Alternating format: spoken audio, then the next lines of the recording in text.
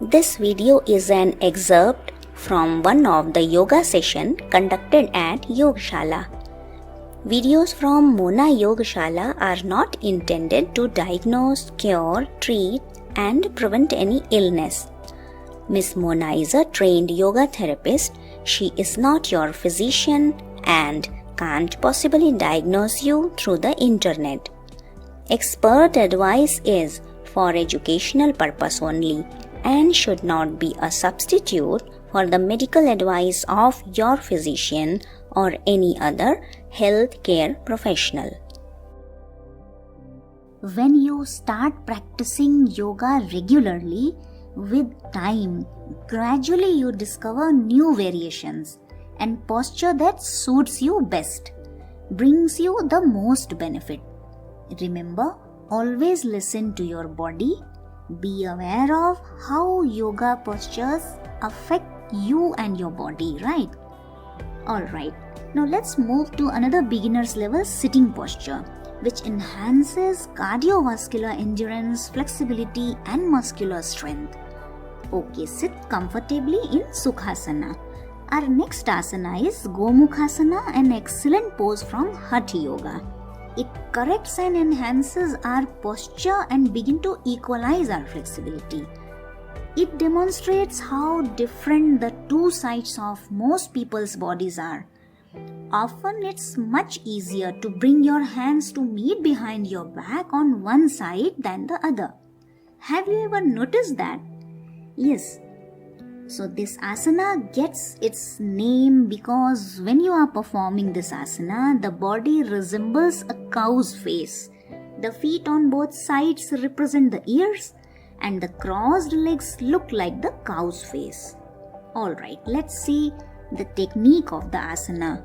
Before getting into the actual pose, let's start with warm-ups. After few warm-ups, let's attempt the actual pose, then modified pose for beginners, and finally an advanced variation for regular practitioners. Okay, fine. So let's start with relaxing your neck first. Lift and drop your chin couple of times. Let's do it together. Inhale, exhale, inhale, exhale. Relax your neck, concentrate on your breathing. Again, inhale, exhale, inhale, exhale. Move your shoulders up and down. Inhale, exhale, inhale, exhale. Now stretch your arms both sides. Inhale, exhale, inhale, exhale, inhale, exhale, inhale, exhale. Last round. Inhale, exhale, inhale, exhale. Alright, now let's see how to perform the actual asana. Sit erect on the ground with your legs stretched out in front of you, preferably in Dandasana, like this. Sthiti, this is the base position. Sit evenly on the sitting bones. Breathe normal. Now gently bend your right leg and place it close to your left buttock. Do it gently, step by step, no hurry. Fold your left leg and place it over your right thigh. Now beginners usually find it difficult to get their sitting bones to rest evenly on the floor. This makes stacking the knees evenly over each other quite difficult. The spine cannot extend itself properly when the pelvis is tilted. So what you can do? Use a folded blanket or cushion to support and lift the sitting bones. Be comfortable. Take a few breaths. Place both your knees close together as they are stacked one on top of the other. Now gently inhale and fold your right arm and place it behind your back. Exhale. Do not strain. Now observe With inhale, take your left arm over your left shoulder and with exhale, fold and stretch it as much as you can until it reaches your right hand. But don't overstrain. You should not be in a hurry, right? Remember, with practice, you'll be able to not just reach but also catch your left hand. Right. So take a few breaths. Keep the trunk erect. Expand your chest and lean slightly back. Take deep Ujjayi breaths and hold this pose for as long as you are comfortable. As you breathe slowly and deeply, concentrate on your breathing. Now gently release your arms, uncross your legs and repeat the pose to the other side.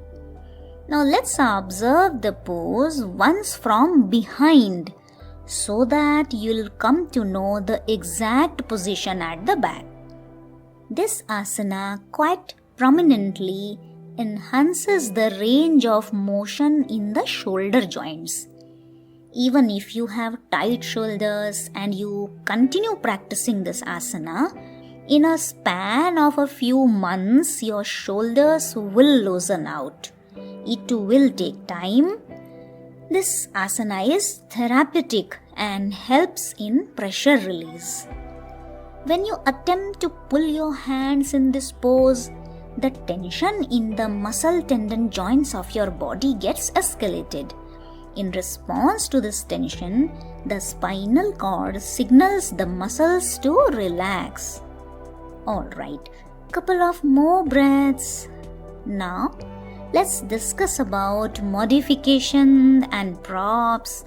As I told you earlier, Gomukhasana is beginner's level pose. It is extremely simple yet extremely beneficial, but it is a difficult pose for tight-shouldered people who are not able to hook their fingers together. So what is the solution? The simple solution to this dilemma is to hold a strap between the hands. Now observe step by step. Begin the pose with a strap draped over the shoulder of the bottom arm. This is step 1.